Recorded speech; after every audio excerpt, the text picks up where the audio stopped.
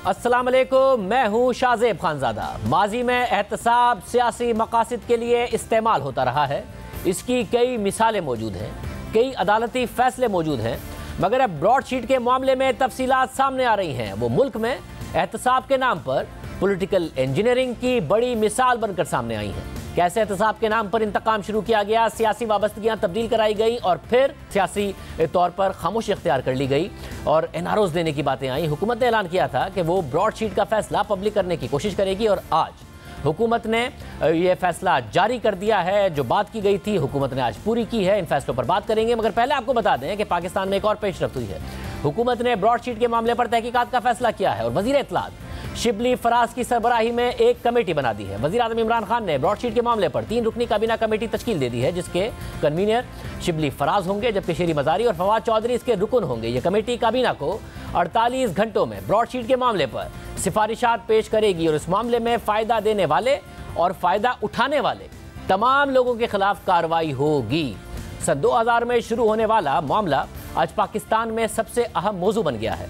Broadsheet का मामला सन 2000 में शुरू हुआ जब परवेज मुशर्रफ ने इक़्तिदार संभालने के बाद एहतसाब का नारा लगाया, नैब का कानून बनाया और नैब ने बैरून मुल्क पाकिस्तानियों के असासों का सुराग लगाने के लिए 20 जून 2000 को ब्रॉडशीट कंपनी से मुआहिदा किया। हैरानकुन तौर पर यह कंपनी मुआहिदे से कुछ दिन पहले ही यानी 28 मई 2000 को कायम हुई थी और इसमें पनामा की 2 ऑफशोर कंपनियों की शेयर होल्डिंग भी थी। साथ ही कंपनी के साथ जो मुआहिदा किया गया उसमें भी मुतनाज़े शिकें डाली गई। मुआहिदे की शिक नंबर 4 के मुताबिक नैब और ब्रॉडशीट में यह तय पाया कि ब्रॉडशीट की कोशिश या फिर नैब की किसी भी कोशिश के नतीजे में जो भी रिकवरी होगी उसमें ब्रॉडशीट को 20% हिस्सा मिलेगा। यानी पैसों की रिकवरी में ब्रॉडशीट का किरदार हो या ना हो, लेकिन 200 अफराद की लिस्ट में मौजूद जिन लोगों से भी बैरून मुल्क या अंदरूनी मुल्क रिकवरी हो, ब्रॉडशीट को उस रिकवरी में 20% हिस्सा मिलेगा। 2003 के आखिरी तक नैब और ब्रॉडशीट में मुआहिदा रहा, मगर फिर नैब ने ब्रॉडशीट से मुआहिदा ख़त्म कर दिया। ब्रॉडशीट ने दावा कर दिया कि नैब की अपनी कारकर्दगी बुरी थी और उसने यकतरफा तौर पर मुआहिदा मंसूख कर दिया, जिसकी वजह से कंपनी का नुकसान हुआ। फिर ब्रॉडशीट ने नैब पर मुआहिदे की खिलाफ वर्जी का इल्ज़ाम लगाया और कहा कि नैब की अपनी कारकर्दगी ठीक नहीं थी। दोनों इदारों के दरमियान 5 साल तक ये तनाज़ा चलता रहा, मगर 2008 में एक दिलचस्प पेशरफ्त सामने आई और मई 2008 में नैब ने ब्रॉडशीट के साबिक सरबराह मिस्टर जेम्स के दरमियान मुआहिदा कर लिया और नैब ने $1.5 मिलियन यानी $15 लाख की अदायगी की और नैब की तरफ से ये रकम मिस्टर जेम्स के पर्सनल अकाउंट में मुंतकिल कर दी गई। मगर बाद में पता चला कि मिस्टर जेम्स का ये हक ही नहीं था कि वह ब्रॉडशीट की तरफ से ये रकम वसूल कर सके। ब्रॉडशीट कंपनी ये मामला लंदन की अदालत में ले गई, जहां से ब्रॉडशीट के हक में फैसला आया और नैब को मुआहिदे की खिलाफ वर्जी का जिम्मेदार करार दिया गया। साथ ही अदालत ने फैसला दिया कि जिस शख्स को नैब ने $15 लाख की अदायगी की उसका ब्रॉडशीट से कोई ताल्लुक नहीं है। अदालत ने अपने फैसले में लिखा कि ब्रॉडशीट ने 100 से ज़ायद टारगेट्स में से 10 से 15 अफराद के खिलाफ तहकीकात की, मगर 2002 में ब्रॉडशीट और नैब में 2 तनाज़े उठ खड़े हुए। ब्रॉडशीट ने इल्ज़ाम लगाया कि वो जिन केसेस की तहकीकात कर रहा है नैब उसमें ताउन नहीं कर रहा है और नैब ने ब्रॉडशीट पर इल्ज़ाम लगाया कि वो मज़ीद तहकीकात नहीं कर रहा। मगर अदालत ने वाज़ेह किया कि नैब को सब पता था, सारी चीज़ें उसके इल्म में थी, इसके बावजूद उसने ज़रूरी इक़दाम नहीं उठाए और फैसला ब्रॉडशीट के हक में दे दिया। लेकिन मसला ये उठा कि ब्रॉडशीट को अदायगी कैसे की जाएगी, किन किन असासों से उसे 20% का हिस्सा दिया जाएगा। इस हवाले से सर एंथनी एमिन्स की अदालत ने 2018 में फैसला जारी किया जो ब्रॉडशीट के हक में था। फिर आर्बिट्रेशन हुई कि कितने पैसे पाकिस्तान को अदा करने हैं और फैसले के मुताबिक जब 1999 में नैब का क़याम हुआ था तो तब से नवाज शरीफ और उनके ख़ानदान के हवाले से मुख्तलिफ दावे और मुमकिन रिकवरीज की बातें हो रही थीं और जब सन 2000 में नैब का ब्रॉडशीट से मुआहिदा हुआ तो उस वक्त नवाज शरीफ और उनके ख़ानदान को टारगेट्स के तौर पर रजिस्टर किया गया। फैसले के मुताबिक सन 2000 में मुख्तलिफ अदालती कार्रवाई और एक खुफिया मुआहिदे के तहत नवाज शरीफ और उनके ख़ानदान ने एक बहुत बड़ी रकम अदा की, जिससे उन्हें जिलावतनी के लिए सऊदी अरब जाने की इजाज़त मिली। नवाज शरीफ और उनका ख़ानदान 2006 तक सऊदी अरब में रहा। फैसले के मुताबिक वो रकम जो अदा की गई थी उसे दोबारा वापस किया गया और ब्रॉडशीट के मौजूदा दावे में उस रकम को रिकवरीज के तौर पर नहीं लिया जा सकता और इस हवाले से भी अब तक कोई सबूत नहीं है कि नैब ने अब तक नवाज शरीफ से कोई रिकवरी की है या नहीं फैसले के मुताबिक। मगर 2018 में पाकिस्तान की सुप्रीम कोर्ट में एक कार्रवाई हुई जिसमें JIT की रिपोर्ट भी पेश की गई थी, जिसमें नवाज शरीफ के ज़ाती और ख़ानदानी असासों की मालियत और अंदरून मुल्क और बैरून मुल्क $820 मिलियन लगाई गई थी। ये मालियत जबकि बर्तानिया में मौजूद एवनफील्ड अपार्टमेंट्स का जिक्र भी किया गया, जिसकी मालियत $13 मिलियन लगाई गई और इस जायदाद को जब्त करने के अहकामात आए। फैसले के मुताबिक जैसे कि कहा गया कि GIT की लिस्ट के मुताबिक शरीफ खानदान के असासों की मालियत $820 मिलियन है और ब्रॉडशीट के मुताबिक नैब की तरफ से जो मजबूरी मुमकिन रिकवरीज हो सकती हैं उसमें से ब्रॉडशीट के 20% हिस्से को कैलकुलेट किया जाए। फैसले के मुताबिक ब्रॉडशीट के इस नुक्ता नज़र से अदालत इत्तफाक नहीं करती, क्योंकि ये अमली तौर पर नामुमकिन है कि लिस्ट में मौजूद 76 जायदादों की कीमत का अंदाज़ा लगाया जाए और जब ये जायदादें पाकिस्तान को मुंतकिल होंगी उस वक्त उनकी कीमत क्या होगी। फैसले के मुताबिक पाकिस्तान में बनी GIT के मुताबिक उस वक्त पाकिस्तान में शरीफ खानदान के जायदादों की मालियत $622 मिलियन है, सऊदी अरब में $95 मिलियन है, मुत्तहिदा अरब अमारात में $30 मिलियन है और बर्तानिया में एवनफील्ड अपार्टमेंट्स को निकालकर जायदादों की मालियत $114 मिलियन है। जबकि नैब और हुकूमत पाकिस्तानी मौक़िफ़ के मुताबिक इन जायदादों में से जो मुमकिन रिकवरी हो सकती है उसमें पाकिस्तान में मौजूद जायदादों की रिकवरी पर सवालिया निशान है और सऊदी अरब से मुमकिन तौर पर $4.7 मिलियन की रिकवरी हो सकती है। मुत्तहिदा अरब अमारात से 5% यानी $16 लाख की मुमकिन रिकवरी हो सकती है और बर्तानिया से अगर 20% रिकवरी होती है तो तकरीबन $23 मिलियन की मुमकिन रिकवरी हो सकती है। यानी जो बरतानवी अदालत को आर्बिट्रेशन को बताया गया खुद नैब के दावे के मुताबिक वो ये कि नवाज शरीफ की बैरून मुल्क जायदादों से $29 मिलियन की रिकवरी मुमकिन है, जिनका GIT ने एवनफील्ड अपार्टमेंट से हटकर तकरीबन $250 मिलियन की मालियत का अंदाज़ा लगाया था। फैसले के मुताबिक ये अंदाजे बहुत कम हैं और ये बात भी वाज़ेह है कि कब के क्या ये असासे अब भी मौजूद हैं ये वाज़ेह नहीं है और क्या करप्शन के खिलाफ कवानीन के तहत उन्हें रिकवर किया जा सकता है ये भी वाज़ेह नहीं है। दूसरी मुश्किल ये है फैसले के मुताबिक कि अंदाजे लगाने में डबल काउंटिंग भी देखी गई है।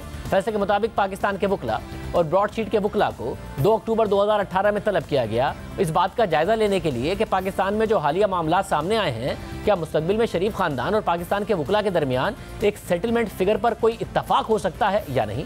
ब्रॉडशीट ने सवाल का जवाब दिया कि वो पाकिस्तान में होने वाले हालिया मामला पर तबसरा करने से आ रही है, जबकि पाकिस्तानी वकला का कहना था कि ऐसी किसी मुमकिन सेटलमेंट की बात गैर मुतल्लिका है, क्योंकि ना ही ब्रॉडशीट मुआहदे की शिक नंबर 4 के तहत कोई दावा कर सकती है और ना ही किसी भी पार्टी ने ऐसे कोई शवाहिद दिए हैं कि नवाज शरीफ के साथ पाकिस्तान में किसी सेटलमेंट फिगर पर इत्तफाक होगा या हो सकता है। पाकिस्तानी वकला का मजीद कहना था कि नैब के पास अब इस केस में वॉलंटरी रिटर्न्स का इख्तियार नहीं है और ना ही दोनों पार्टीज ऐसी किसी सेटलमेंट की तरफ बढ़ने का इरादा रखती हैं। फैसले के मुताबिक पाकिस्तानी वकला का कहना है कि ब्रॉडशीट के साथ मुआहदे की शिक नंबर 18 की ज़ेली शिक 5 शरीफ खानदान पर लागू नहीं होती, क्योंकि जब दिसंबर 2003 में मुआहदा मनसूख हुआ तो उस वक्त ब्रॉडशीट की तरफ से ऐसी कोई कोशिश ही नहीं चल रही थी कि वो शरीफ खानदान से असासे रिकवर करें। फैसले के मुताबिक पाकिस्तानी वकला का मजीद कहना है कि मुआहदे की शिक नंबर 18 की ज़ेली शिक नंबर 15 में जहां ये बात लिखी है कि मुआहदे की मनसूखी के नोटिस के बाद भी ब्रॉडशीट को अपना काम जारी रखने की इजाज़त होगी, मगर वो सिर्फ उन टारगेट्स के लिए महदूद है जिनके हवाले से ब्रॉडशीट मुआहदे की मनसूखी के वक्त कोशिश कर रहा हो। फैसले के मुताबिक पाकिस्तानी वकला की इस बात को रद्द किया जाता है, लेकिन जहां तक पाकिस्तान का यह मौक़िफ़ है कि शरीफ खानदान और उसके दरमियान कोई सेटलमेंट नहीं होगी, अदालत इस बात पर कोई फाइंडिंग नहीं देती कि इस हवाले से कोई सेटलमेंट होगी या नहीं। लेकिन ब्रॉडशीट जिस रकम की हकदार है वो उतनी ही बनती है जो एक माकूल सेटलमेंट फिगर की बन सकती है। फैसले के मुताबिक तमाम सबूतों को मद्देनजर रखते हुए यह अदालत इस नतीजे पर पहुंची है कि जो मुमकिन रिकवरी शरीफ खानदान से हो सकती है मुस्तकबिल को देखते हुए वो $100 मिलियन है। रिकवरी में मुमकिन इल्तवा के मद्देनजर रखते हुए इसमें से 5% की कटौती की जाती है और मजमूई रकम मुमकिन रिकवरी $95 मिलियन बनती है, जिसमें से ब्रॉडशीट का 20% हिस्सा यानी $19 मिलियन बनता है। पाकिस्तानी वकला का यह कहना है कि शरीफ खानदान के वो असासे जो पाकिस्तान में मौजूद हैं उन्हें ब्रॉडशीट के नुकसान के अदाद शुमार से हटा दिया जाए। अदालत इस दरख्वास्त को मुस्तरद करती है। इस हवाले से अब हम बात करेंगे। टोटल पाकिस्तान का पैसा बाहर ही गया है। जो कमेटी बनाई गई है उसके कन्वीनर शिबली फराज साहब और वफाकी वज़ीर इत्तलात भी हमारे साथ मौजूद। शिबली फराज साहब बहुत शुक्रिया सर, 3 रुकनी कमेटी बनाई है, आप उसके कन्वीनर हैं।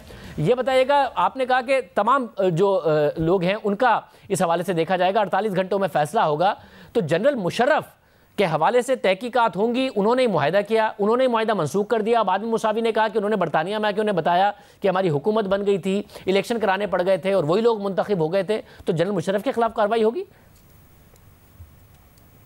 देखिए, बात यह है कि हमने इस रिपोर्ट का मकसद एक रिकमेंडेशन की हद तक है, जिसमें कि जाहिर है कि हम हर उस शख्सियत का, उस इदारे का हम रोल जो था उसमें उस पर हम in the light of this decision जो कि लंदन की कोर्ट की है, उसकी बुनियाद पे हम अपने सिफारिशात देंगे और जाहिर है कि फिर उसमें ये जो भी उसमें कैरेक्टर्स इन्वॉल्व थे तो उन सब का हम बड़े मेरिट पे हम उनका रोल का अपनी रिकमेंडेशन में जिक्र करेंगे। मगर शरीफ साहब, इस बात की तहकीकात करेंगे कि पाकिस्तान में बार बार एहतसाब का नारा लगाया, आप लोगों ने लगाया, इमरान खान साहब ने तो कहा था 300 अरब रुपए के इनके बाहर असासे हैं, जनरल मुशर्रफ ने लगाया कि जी इनके बहुत ज़्यादा बाहर असासे हैं, आप दोनों ने कहा कि इनके असासे मुल्क में वापस लेके आएंगे।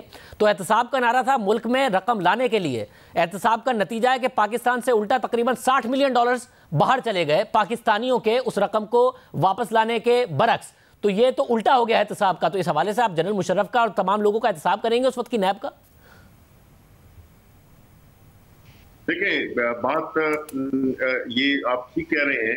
बात ये है कि देखें, हमने तो असल पॉइंट जो कि हमने अभी पूरी डिटेल में हमने नहीं उसको स्टडी किया, लेकिन जो उसके मोटे मोटे पॉइंट ज़ाहिर हमने ये देखे हैं, उससे एक बात जाहिर होती है शाह साहब, वो ये है कि इस मुल्क में कितनी बदकिस्मती है कि मुख्तलिफ हुकूमतें जो आती रहीं उन्होंने NRO लेकर और इस मुल्क को इतना नुकसान पहुंचाया कि वही लोग जो कि उनको 2000 में सजा हो जानी थी, 2002-2003 में, वो हमें हमारा मजाक उड़ाते रहे मुल्क का, और जो है वो दे वेंट स्कॉट फ्री। उनकी हुकूमतें आई, उन्होंने मिसमैनेज किया और ये जो पैसे हमें देने पड़े, ये किसका आपका ख्याल है कि ये किसने करवाया? ये वही NRO जिसकी कि हम बात करते हैं कि इन NROs की वजह से ये सारा नुकसान हुआ मुल्क को, और मुल्क को कुछ पैसा भी नहीं मिला।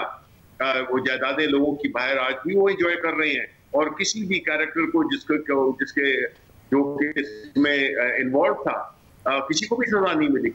वैसे मगर सजा नहीं मिली, मगर एहतसाब को सियासी फायदे के लिए इस्तेमाल किया गया।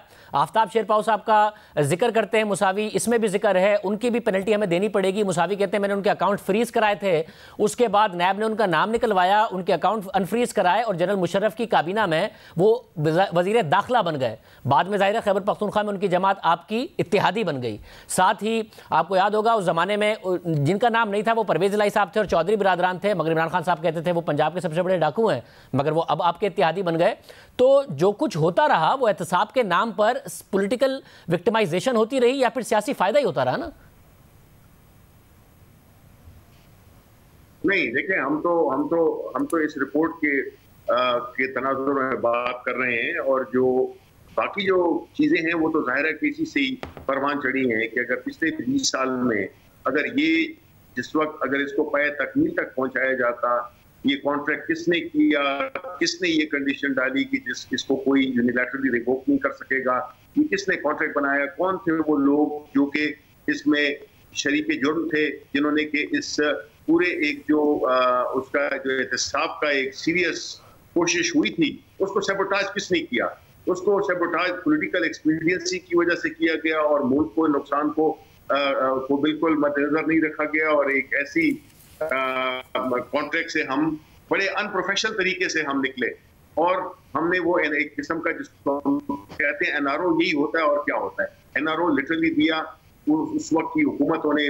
फिर इसी तरह जब नवाज शरीफ की हुकूमत आई, पीपल्स पार्टी की हुकूमत आई, कौन लोग गए, कौन लोग मिले, किस तरह से इस चीज से कौम को महरूम रखा गया कि वो लोग जो कि जिनके बारे में कंफर्म बातें निकल आई थी, और वो लोग जो है तो हमें हमारे इक़्तिदार में थे, और जो इक़्तिदार में हो तो क्या ख्याल है कि वो अपने खिलाफ तहकीकात को चलने देंगे? ऐसा मगर इसमें एक मसला है, ये मुआहदा किया मुशर्रफ ने, मुआहदा मनसूख किया जनरल मुशर्रफ ने, बाकी लोगों पे जो पेनल्टी पड़ी है $7-8 मिलियन की बाकी लोगों की वजह से, वो हो गया जनरल मुशर्रफ का दौर, जिसमें शेरपाव साहब भी शामिल हैं, दूसरे लोग भी शामिल हैं। मगर इसमें जो 19 से $20 मिलियन की पेनल्टी शरीफ खानदान के असासों की वजह से पड़ी है, इसमें बड़ी दिलचस्प बात है कि ये बाद के मामलात की वजह से है, क्योंकि पाकिस्तान में सुप्रीम कोर्ट ने बनाई एक JIT नवाज शरीफ साहब के खिलाफ, और उस पर फिर एक मॉनिटरिंग जज लगा के वो जो सारे के सारे फैसला है, उस JIT ने फाइंडिंग दी कि शरीफ खानदान के असासों की मालियत है $800 मिलियन से ज़्यादा। उस JIT के फाइंडिंग को ये इस्तेमाल किया है ब्रॉडशीट ने। ये ब्रॉडशीट की फाइंडिंग नहीं है कि शरीफ खानदान के $800 मिलियन के असासे हैं। उन्होंने कहा कि जी पाकिस्तान में जो JIT है उसने ये बताया है, और उसको फैसले में इस्तेमाल करते हुए आर्बिट्रेटर ने कहा कि मुझे नहीं लगता ये $800 मिलियन रिकवर होंगे, इसमें से $100 मिलियन रिकवर होंगे, जिसमें से $20 मिलियन दे देने चाहिए। तो ये JIT जिसका मकसद था मुल्क में पैसा लाना, उसको बुनियाद बनाकर बरतानिया ने पाकिस्तान पर पेनल्टी लगा दी है कि जी पाकिस्तान दे। देखें, इसमें जो रिपोर्ट है, जिसकी रिकमेंडेशंस हैं, ये आपको बिल्कुल 2 दिन में, क्या है मतलब है कि कल शाम तक इंशाल्लाह या मैक्सिमम बाय परसों मिल जाएंगी। तो ये सारे जो पहलू हैं ये हमने ये देखने हैं और कौम को बताना है, बिकॉज हम यही समझते हैं कि जो हमारी पार्टी का जो एक बुनियादी नुक्ता है, जिसमें कि हम यही कहते आए हैं कि इस मुल्क में अभी भी जो हम इसको कोरिलेट बिल्कुल कर सकते हैं कि जो पीडीएम अभी कर रही है ये किस लिए कर रही है, ये मकसद यही है कि प्रेशर डालना। पिछली हुकूमतों में भी प्रेशर हुआ और वो लोग जिन्होंने कि इस मुल्क में अब इस मुल्क की दौलत को लूटा था, बाहर असासे बनाए थे, उन्होंने अपने पॉलिटिकल एक समझौता करके और उनको एनआरओ दे दी गया जस्ट बिकॉज कोई पॉलिटिकल एजिटेशन शुरू हुई। लेकिन वो उस वक्त के जो रूलर्स थे, जो भी लीडर्स थे, चाहे वो जनरल मुशर्रफ क्यों ना हो, वो प्रेशर में आ गए और उन्होंने एक एनआरओ दे दिया अपनी हुकूमत को बचाने के लिए। उन्होंने एनआरओ दे दिया अपनी हुकूमत बचाने के लिए, मगर आपको इस वक्त कौन रोक रहा है वो सारा पैसा वापस लाने के लिए? 2019 में 190 मिलियन पाउंड आप लेके आए ना मलिक रियाज साहब के, उसी तरीके से अब ये क्यों हो रहा है कि पाकिस्तान से उल्टा $60 मिलियन बाहर जा रहा है? आप क्यों नहीं लिखते और जिस तरीके से मलिक रियाज के पैसे वापस लाए कि जी हसन नवाज और हुसैन नवाज के नाम दें, उनको बताएं कि उनके कौन से बैंक अकाउंट्स हैं और वहां पर एनसीए जो तहकीकात करके वो पैसे वापस भेजे, उनके पैसे आप क्यों नहीं ला पाए हैं? अगर उनके वाकई बरतानवी कवानीन के तहत ऐसे असासे हैं जो वो एक्सप्लेन नहीं कर सकते, तो उनके पैसे क्यों नहीं ला पाए आप? नहीं, देखिए मेरा तो सवाल ये बनता है शाहजेब के, देखें ये सिर्फ ये इस $60 मिलियन की बात नहीं है। आपने तो ये भी देखा होगा कि जब पीपल्स पार्टी की हुकूमत थी और आसिफ अली जरदारी जो कि उस वक्त सदर थे, वो उनके जो स्विस अकाउंट में 64 मिलियन 65 मिलियन डॉलर थे, उसका हिसाब फिर क्यों नहीं लिया गया? उसके सरे महल का क्यों नहीं हिसाब लिया गया?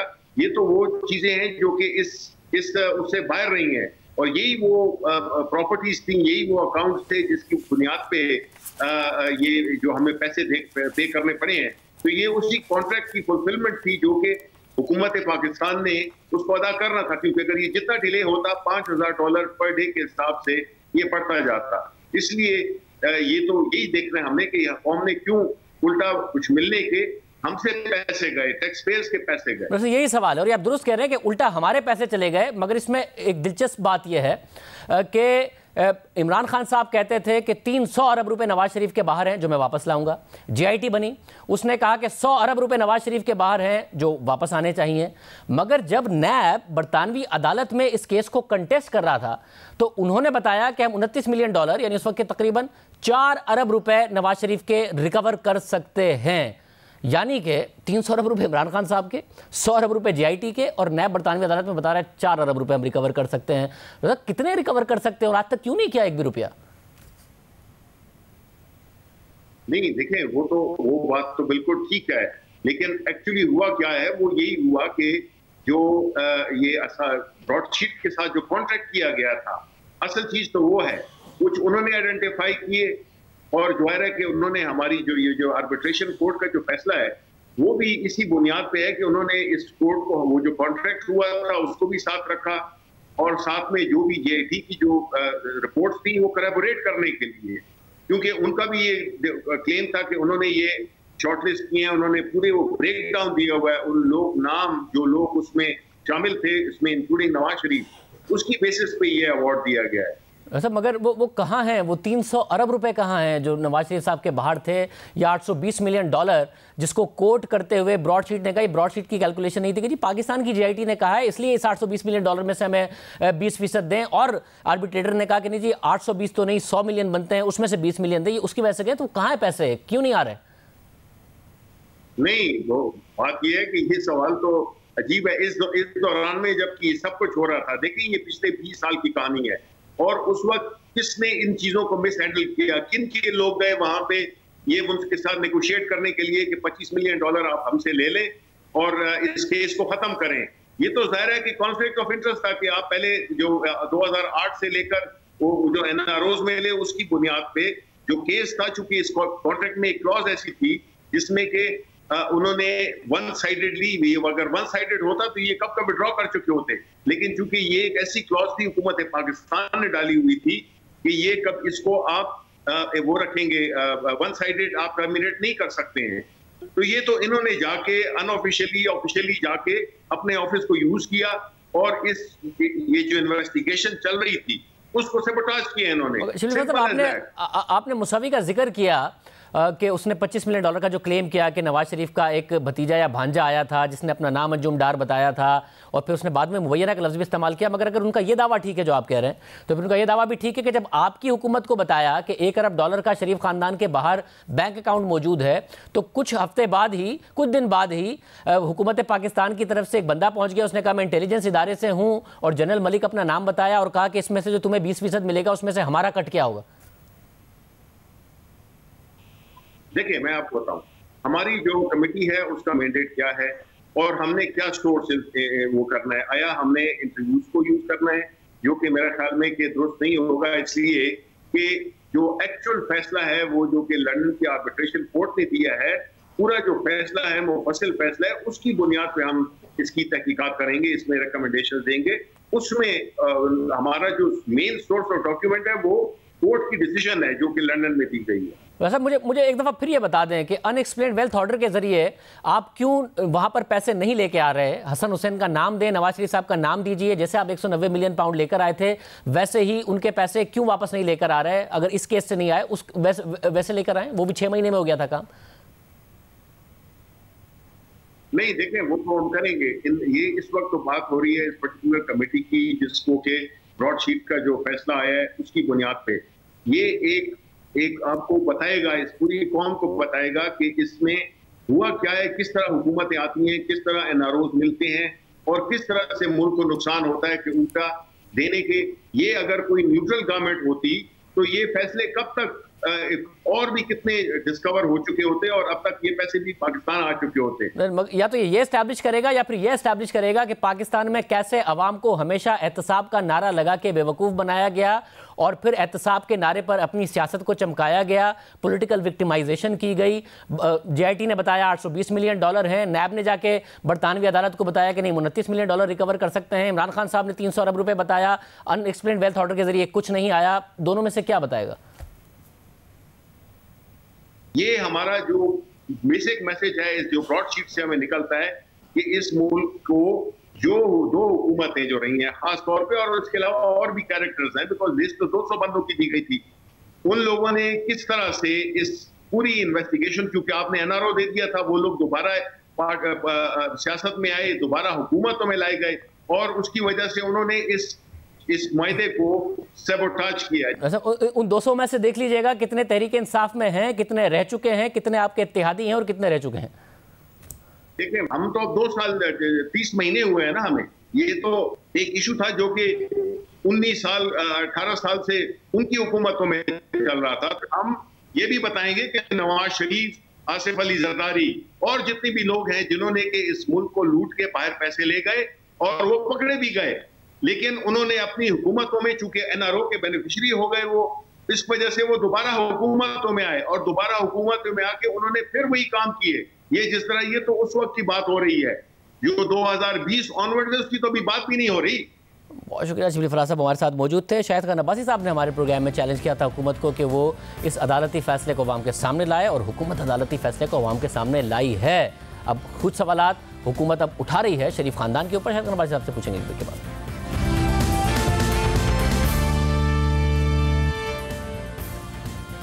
साबिक वज़ीर आज़म शाहिद खान अब्बासी साहब हमारे साथ मौजूद हैं। अब्बासी साहब बहुत शुक्रिया। अब्बासी साहब, आपने हमारे प्रोग्राम में कहा था, हुकूमत को चैलेंज किया था कि वो इस फैसले को पब्लिक करें, आवाम के सामने लेकर आएँ। मुसावी ने भी किया था और दोनों का चैलेंज कबूल करते हुए हुकूमत ने इसे पब्लिक भी कर दिया और आप लोगों पर इल्ज़ाम भी लगा दिया कि ये शरीफ ख़ानदान की वजह से $28 मिलियन में से $20 मिलियन इस हुकूमत को और इस कौम को अदा करने पड़ रहे हैं जो रिकवर भी नहीं हुए। जी माशाल्लाह, ऐसा झूठ दिनों पहले से नहीं बोला। इनको शायद इस बात का इल्म नहीं है कि 3 दिन से ये डॉक्यूमेंट पब्लिक हो गया था। 1 हफ्ता पहले इसके इक़्तिबासात पब्लिक हो चुके थे। ये डॉक्यूमेंट सिर्फ दोनों पार्टीज़ की कंसेंट से पब्लिक होता था। दूसरा आदमी तो आज 10 दिन से कह रहा है कि पब्लिक करो पब्लिक करो, तो अब जब यहाँ पब्लिक हो गया तो ये भी मजबूर हो गए। तो अब जो सवालात उठते हैं उनके जवाब दे दें। अगर नवाज शरीफ फैमिली का एक पैसे की रिकवरी आपने की है तो बता दें, क्योंकि जो मायदा है उसके तहत जो पैसे हैं वो जो रिकवरी होगी उसके में से 20% आप लेंगे और 80% हुकूमत रखेगी। तो नैब ये बता दे कि कितने पैसे उन्होंने मियां नवाज शरीफ से रिकवर किए हैं। और भाई साहब, उस पर हुकूमत का वर्जन ये है कि पहले नैब रिकवर करता, सन 2000 में मुशर्रफ ने एनआरओ दे दिया और नवाज शरीफ साहब मुल्क से बाहर चले गए, और उसके बाद जनरल मुशर्रफ ने 2008 में फिर एनआरओ दे दिया। इसकी वजह से ये पैसे वापस नहीं आ सके और हमें पेनल्टी उल्टा पे करनी पड़ गई है, वरना ये पैसे वापस आते। मेरे ख्याल में इस बात का इल्म नहीं है कि एनआरओ जो बना था वो मुशर्रफ साहब ने 2008 में बनाया था, और वो उसका एक बड़ा लिमिटेड स्कोप था। उसके अंदर जिन लोगों ने एनआरओ लिया है उन सब के नाम भी शाया हो चुके हैं। तो एनआरओ उस वक्त मिलता है जब आपके खिलाफ एविडेंस हो, आप मान लें कि मैंने ये मामला हुआ है, तो आप कहते हैं जी कि मैं अब आपको वापस करता हूं और आप मुझे छोड़ दें या आपके केस ख़त्म हो जाएंगे। तो अगर हुआ है तो 2.5 साल इस हुकूमत को हो गए हैं। एनआरओ का कानून सुप्रीम कोर्ट ने स्ट्राइक डाउन कर दिया था, इनको शायद उस बात का इल्म नहीं है। तो अगर एविडेंस है तो आज 2.5 साल इनको मिला नहीं है, तो अभी भी नैब के रिकॉर्ड से ढूंढ लें। लेकिन आज की हकीकत ये है कि वो मूसवी जो है वो इल्ज़ाम लगा रहा है कि हुकूमत के वज़ीर मुझसे पैसे मांग रहे हैं, एक ISI के जनरल मेरे पास आए वो पैसे मांग रहे हैं, मुख्तलिफ किस्म के वकील यहाँ चक्कर लगा रहे हैं, कभी प्राइम मिनिस्टर ऑफिस का कहाँ पर। मगर भाई साहब, मौसवी तो फिर आपके ऊपर भी इल्जाम लगा रहा है कि अंजुम डार आया था $25 मिलियन की ऑफर लेकर कि शरीफ खानदान का नाम निकाल दें, खुद को उसने भतीजा बताया था, अपनी तस्वीरें दिखाई थी और फोन पर उर्दू में बात की, जो उनके ख्याल में उन्हें उर्दू नहीं आती तो नहीं पता था। तो ये आपके ऊपर भी इल्जाम लगा रहा है, अगर हुकूमत पे लगा रहा है। जी जी बिल्कुल बिल्कुल, इस हकीकत को भी तफ्तीश कर लें। हम तो चाहते हैं सबकी तफ्तीश हो कि जब आपकी रिकवरी हुई नहीं है तो अंजुम डार नामी अगर कोई आदमी आया है तो वो क्यों आपको ये कह रहा था, और वो बात कर रहा है 2012 की, तो इतना अरसा क्यों चुप रहे इस मामले में। मैं तो सिर्फ ये कहता हूँ कि जो मूसवी ने आपको दिया है एविडेंस नवाज शरीफ के ख़िलाफ़ या किसी और के ख़िलाफ़ जो नाम उस कॉन्ट्रैक्ट में थे, वो उनके वो एविडेंस सामने कर देना कि कौन से हिसाब आपने ढूंढे हैं, कौन सी रिकवरी आपने की है, ताकि पाकिस्तान के अवाम को पता चले। क्योंकि हकीकत तो ये है कि 20 साल गुजर गए हैं, $65 मिलियन खर्च हो गया। ये मुझे पता नहीं है ये कोई बनेगा, मेरा 10-12 अरब रुपया बन जाता है, और आज मिला कुछ नहीं है। मुल्क की बेइज्जती अलहदा हो रही है, हर इदारे पर पूरी दुनिया में उसका मजाक उड़ रहा है, एक शख्स इल्ज़ामात लगा रहा है, मुल्क की बेइज्जती हो रही है, यहाँ किसी को परवाह नहीं है। यहाँ उस बंदे पे इल्ज़ाम लगा रहे हैं जिससे आप एक पैसा 2.5 साल से आप लगे हुए एक पैसा रिकवर नहीं कर सके, ये इल्ज़ाम नहीं लगा सके। 20 साल से ये ब्रॉडशीट लगी हुई है। और अब इस सारे मामले को आप देखें, 2 नैब चेयरमैन तो सीधे सीधे जेल जाते हैं, इस हुकूमत के वजीर जेल जाएंगे, जो वो जनरल साहब पैसे मांगने गए थे उनको भी जेल जाना चाहिए। ये जो मायदा हुआ, नैब आज खुद स्क्रूटनी के तहत है, नैब आज खुद अकाउंटेबल बन गया है। और ये तो सिर्फ टिप ऑफ द आइसबर्ग है जो नैब करता रहा है। जब आप नैब के रिकॉर्ड सामने आएंगे आप हैरान हो जाएंगे कि नैब इस मुल्क में क्या करता रहा है। मगर भाई साहब, जो आर्बिट्रेशन का जो जजमेंट है उसमें जाहिर है उन्होंने GIT को एज अ रेफरेंस लिया है। वो GIT जो नवाज शरीफ साहब के खिलाफ बनी थी, सुप्रीम कोर्ट के हुक्म पर बनी थी, और उसमें क्लेम किया गया था कि $800 मिलियन से ज्यादा के नवाज शरीफ साहब के शरीफ खानदान के असासे हैं। उस क्लेम को एज इट इज नहीं माना है, मगर यह जरूर कहा गया है कि तकरीबन $100 मिलियन की एक्सपेक्टेड रिकवरी बनती है, डबल काउंटिंग हो गई होगी, इसलिए तो 100 उसमें से 20% दिया गया। तो ये $100 मिलियन का हिसाब किताब तो शरीफ खानदान को देना पड़ेगा कि उनके पास कहां से आए हैं, क्या उसका मनी ट्रेल है, ये इतने सारे जो पैसे हैं। उनके पास तो कोई पैसा ना रिकवर हुआ है ना है। ये तो जो एग्रीमेंट था ब्रॉडशीट का, जिस तरह वो वर्डेड था, उस शख्स ने यहाँ पर कुछ एविडेंस भेजा नैब को और अपने पैसे बना लिए कोर्ट के तहत। ये एक कॉन्ट्रैक्चुअल एग्रीमेंट इतना गलत था कि वो पैसे बनाने में कामयाब हो गया। तो हम तो चाहते हैं कि नैब ये बता दे कि कौन सा एविडेंस उसने भेजा था, उस एविडेंस को पब्लिक कर दें, जिसको आपने परसू नहीं किया तो क्यों नहीं किया।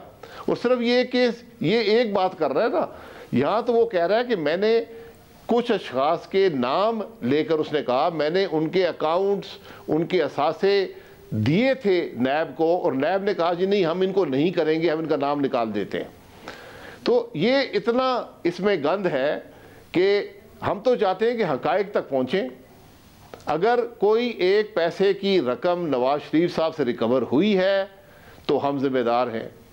अगर उसने निशानदेही की है तो बता दे कौन सी निशानदेही की है, ताकि हकायक अवाम के सामने आ जाएं। हुकूमत का यही क्लेम है कि रिकवर इसलिए नहीं हुई क्योंकि ये हमेशा एनआरओ लेते रहे, और यही एनआरओ वो इस वक्त इस हुकूमत से मांग रहे हैं जो कि इमरान खान साहब नहीं देंगे और आप लोगों से पैसे रिकवर करके छोड़ेंगे। ये है हुकूमत का क्लेम। मैं ये कहूँगा कि सुप्रीम कोर्ट का डिसीजन एनआरओ पे पढ़ लें कि उन्होंने क्या लिखा हुआ है। ना वज़राओं को पता है ना वज़ीर आज़म को पता है, और एनआरओ की बातें करते हैं। तो मैं तो कहता हूँ बिल्कुल एनआरओ किसी को मत दें, इन वज़ीरों को एनआरओ ना दें जो पैसे मांग रहे थे, जिन्होंने $30 मिलियन एम्बेसी के अकाउंट में भेजे उनको एनआरओ ना दें, जिन्होंने वेवर दिया पैसे निकाले उनको एनआरओ ना दें। हम तो तमाम एनआरओ वेव करते हैं, रिकॉर्ड निकालें और प्रोसिक्यूट करें। अच्छा, एक कमेटी बनाई है वज़ीर आज़म ने, 2 दिन के अंदर अंदर उसने रिपोर्ट पेश करनी है शिबली फराज साहब की क़यादत में, तो वो लाएअमल बनाएगी कि सारा का सारा जो ब्रॉडशीट के साथ इतना नुकसान हुआ है, इस मुआहदे के फ़ायदा देने वालों से लेकर फ़ायदा लेने वालों तक सबके खिलाफ तहकीकात होगी। तो आप वेलकम कर रहे हैं कि जी करें? मोहतरम, ये कमेटी कुछ नहीं कर सकती, ये कमेटी सिर्फ हक़ाइक़ को छुपाने के लिए है। ये वो लोग हैं कमेटी पर जो खुद इसमें इम्प्लीकेटेड हैं ब्रॉडशीट के मामले में। इसको या जुडिशल कमीशन कर सकता है या पार्लियामान की कमेटी कर सकती है, क्योंकि वो सवाल करेंगे नैब से। नैब हुकूमत के ताबे नहीं होती। आज तो नैब पे सवाल उठा है, रिकॉर्ड नैब के पास है। ये तो जो बातें जो वजीर आज झूठ बोल रहे हैं, इससे पहले वज़ीर आज़म ने $1 अरब का इल्ज़ाम लगाया था, उसका क्या हुआ? आज वजीर इल्ज़ाम लगा रहे हैं और इतनी मज़ाक़ खेज़ बातें कर रहे हैं जिनका ना हकीकत से ताल्लुक़ है ना कानून से ताल्लुक़ है। बहुत शुक्रिया। शाहिद खान अब्बासी साहब हमारे साथ मौजूद थे। देखते हैं हुकूमत इस हवाले से क्या करती है। दावे नए हुकूमत की तरफ से ज़रूर किए गए हैं। हम एक ब्रेक शामिल करते हैं, और पर बात करें।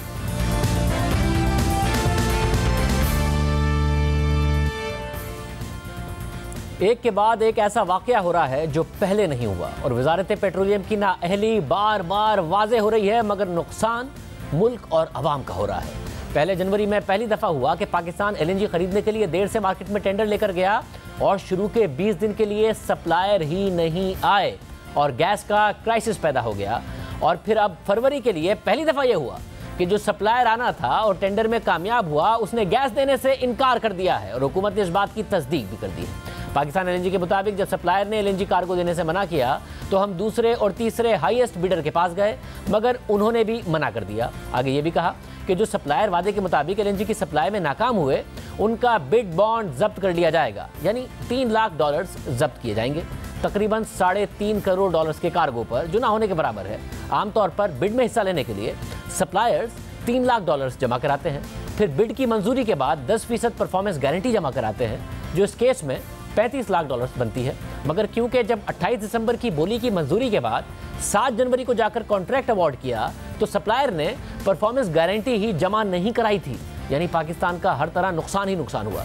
अगर जल्दी टेंडर किया जाता तो 3 फायदे होते। पहला ये कि रेट कम मिलता, दूसरा ये कि सप्लायर ने 10% की परफॉर्मेंस गारंटी जमा कराई होती और उसे पता होता कि उसका $25 से $30 लाख का नुकसान हो जाएगा, और तीसरा ये कि शदीद सर्दियों में सप्लाई के मसाइल होने की वजह से सप्लायर के गैस ना देने के इम्कानात कम होते, क्योंकि उसने बहुत पहले पाकिस्तान के लिए LNG का इंतजाम किया होता, और देर करने की वजह से ये तीनों काम नहीं हो सके। पाकिस्तान LNG मार्केट में एक संजीदा प्लेयर के तौर पर लिया जाता है, इसलिए पहले ऐसा कभी नहीं हुआ, मगर अब एक के बाद एक धचका लग रहा है। कभी सप्लायर आते नहीं हैं, कभी आने के बाद भाग जाते हैं, क्योंकि वज़ारत पेट्रोलियम ने बार बार की गलतियों के बाद भी देर की, जिससे पैसों का नुकसान अलग हो रहा है, गैस की कमी अलग पैदा हो गई है, और मजाक पाकिस्तान का अलग बन रहा है। आगे PLL ने मिसाल दी है कि पिछले 4 साल में भी पाकिस्तान ने LNG के 8 कार्गो मंगवाए हैं, इस फरवरी के लिए भी 8 कार्गोज़ का इंतज़ाम मौजूद है। मगर यहाँ अहम बात यह है कि इन 8 कार्गोज़ में से 7 कार्गोज़ कतर, ENI और गनवर के तवील मुद्दती मुआहदों से आएंगे, जो गुज़िश्ता हुकूमत ने किए थे। और अगर ये भी ना होते तो इन सर्दियों में पाकिस्तान में मज़ीद बदतरीन गैस का बहरान होता। और दूसरी बात यह है कि गुज़िश्ता 4 साल की मिसाल कैसे दी जा सकती है, क्योंकि खुद हुकूमत के मुताबिक पाकिस्तान की डोमेस्टिक गैस पैदावार में हर साल 5 से 6% की कमी आ रही है, यानी गुज़िश्ता बरस के मुकाबले में 200 MMCFD तो सिस्टम में वैसे ही कम गैस होगी। फिर खुद हुकूमत के दावे के मुताबिक इंडस्ट्री तारीख के बेहतरीन लेवल पर चल रही है, यानी इंडस्ट्री की डिमांड भी पिछले साल से ज़्यादा है, फिर आबादी भी पिछले साल से ज़्यादा है, तो हर तरह से गैस की डिमांड इस साल पिछले साल से ज़्यादा है। मगर वजारत पेट्रोलियम एक और नाकामी को ये कहकर छुपा रही है कि 4 साल से हर फरवरी में औसतन 8 कार्गो ही पाकिस्तान मंगवा रहा था। अब फर्नेस ऑयल से महंगी बिजली पैदा होगी और दूसरा LNG टर्मिनल पूरे फरवरी के महीने में खाली रहेगा और पाकिस्तान कैपेसिटी चार्जेस की मद में लाखों डॉलर्स अलग ज़ाया करेगा, फर्नेस ऑयल से महंगी बिजली अलग पैदा करेगा और आवाम का नुकसान ही नुकसान होता रहेगा। प्रोग्राम में शामिल करें। 14 फरवरी 2019 को जब मकबूजा कश्मीर के इलाके पुलवामा में भारतीय पुलिस काफिले पर हमला हुआ तो भारत ने इसका इल्जाम फौरन पाकिस्तान पर लगाकर बालाकोट में सर्जिकल स्ट्राइक का दावा कर दिया। दोनों ममालिक के दरमियान कशीदगी में इजाफा होता चला गया, सिक्योरिटी हाई अलर्ट कर दी गई और खित्ते में एक नई जंग का खदशा जाहिर किया जाने लगा। इस दौरान दोनों ममालिक के दरमियान टेंशन और बिगड़ते हालात का भरपूर फायदा भारत में 2 अफराद ने उठाया। उनमें सबसे पहला नाम है भारतीय वजीर आजम नरेंद्र मोदी और उनकी पार्टी बीजेपी का, और दूसरा नाम है भारतीय सहाफ़ी अर्नब गोस्वामी और उनके चैनल रिपब्लिक टीवी का। एक तरफ जहां मोदी हुकूमत ने पुलवामा वाक़े में 40 भारतीय पुलिस की एहलकारों की हलाकत और बालाकोट में फॉल्स फ्लैग ऑपरेशन को इलेक्शन जीतने के लिए इस्तेमाल किया, वहीं अर्नब गोस्वामी ने यह वाक़या अपने चैनल की TRPs यानी रेटिंग बढ़ाने के लिए इस्तेमाल किया।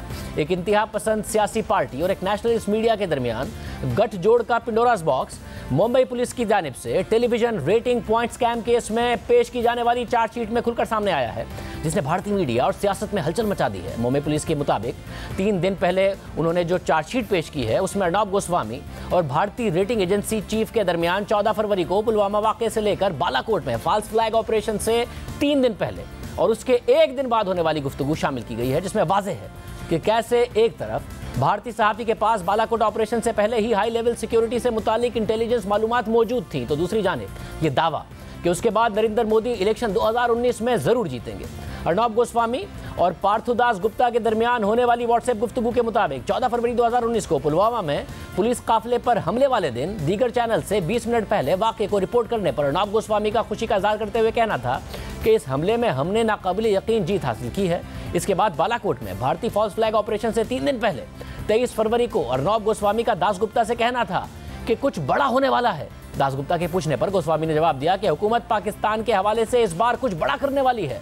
इस पर दास गुप्ता का कहना था कि ये बिग मैन यानी नरेंद्र मोदी के लिए इस सीजन में अच्छा होगा, यूं वो इलेक्शन में कामयाब होंगे। दास गुप्ता ने अर्नब से जब ये जानना चाहा कि क्या बड़ा होने वाला है, स्ट्राइक या उससे भी बड़ा कुछ और, तो इसका अर्नब गोस्वामी ने जवाब दिया कि एक नॉर्मल स्ट्राइक से भी बड़ा। उनका मजीद कहना था कि उसी वक्त कश्मीर में भी कुछ बड़ा होगा। अर्नब गोस्वामी का कहना था कि पाकिस्तान के बारे में हुकूमत पूरा एतमाद है कि वो ऐसे तरीके से स्ट्राइक करेंगे जिससे अवाम खुश हो जाएंगे, और ये असल अल्फाज है। इस लीक्ड व्हाट्सएप गुफ्तगू के बाद भारत में एक सियासी हलचल मच गई है। ऑपोजिशन इस पूरे मामले को कौमी सिक्योरिटी की खिलाफवर्जी करार देते हुए पार्लिमानी सतह की इंक्वायरी का मुतालबा कर रही है, जबकि इस हवाले से अभी तक हुक्मरान जमात बीजेपी का कोई बयान सामने नहीं आया है। मगर ये सब वाज़ेह कर रहा है कि कैसे नरेंद्र मोदी भारत को इंतहा पसंदी की तरफ ले जा रहे हैं और उनके एजेंडे में भारतीय मीडिया यहाँ तक कि अदलिया भी भरपूर हिस्सा डाल रही है। प्रोग्राम में आगे बढ़ते हैं। आज इस्लामाबाद की इंसदादी दहशतगर्दी की अदालत के बाहर बैरिस्टर फहद मलिक कत्ल केस की कवरेज करने वाले जियो न्यूज़ के कैमरामैन नासिर मुगल को तशद्दुद का निशाना बनाया गया। समाअत के बाद जब वो कत्ल केस के मुल्जिमान अदालत से बाहर निकले तो कैमरामैन नासिर मुगल ने मुल्जिमान की फुटेज बनाना शुरू की। इस दौरान मुल्जिमान ने उन पर हमला किया और नासिर के मुताबिक मुल्जिमान के हाथों में हथकड़ी थी, पुलिस वहाँ मौजूद थी। इसके बावजूद मुल्जिमान और उनके वकला ने उन पर हमला किया, मारा और मोबाइल भी छीन लिया। अचानक इन्होंने मुझे मारना शुरू कर दिया, मोबाइल भी खींच लिया और ये मेरी हालत इनके सामने कर दी है। और पुलिस साथ खड़ी है और मरवा रही है। और पुलिस ने ये देखें, ये पुलिस की हमारी प्रोटेक्शन के लिए ऐसी प्रोटेक्शन करेगी हमारी। कैमरामैन पर तशद्दुद करने पर मुल्जिमान के खिलाफ मुकदमा दर्ज कर लिया गया है, जबकि वज़ीर आज़म के मुशीर बराए एहतसाब और दाखिला शहजाद अकबर ने कहा है कि जियो न्यूज़ के कैमरामैन नासिर मुगल पर तशद्दुद की वीडियो भेजी गई जो मैंने आईजी इस्लामाबाद को भेज दी है। तशद्दुद करने वालों के खिलाफ सख्त कार्रवाई की जाएगी। इंसदादी दहशतगर्दी की अदालत के बाहर जिन मुल्जिमान ने कैमरामैन को निशाना बनाया वो साबिक चेयरमैन सेनेट और मौजूदा वफाकी वजीर मोहम्मद मियां सुमरो के भांजे फहद मलिक के कत्ल में नामजद हैं।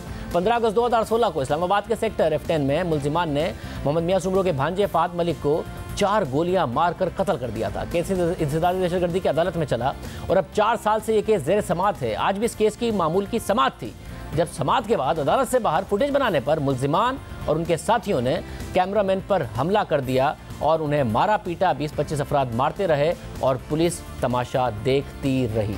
इजाज़त दीजिए, अल्लाह हाफ़िज़।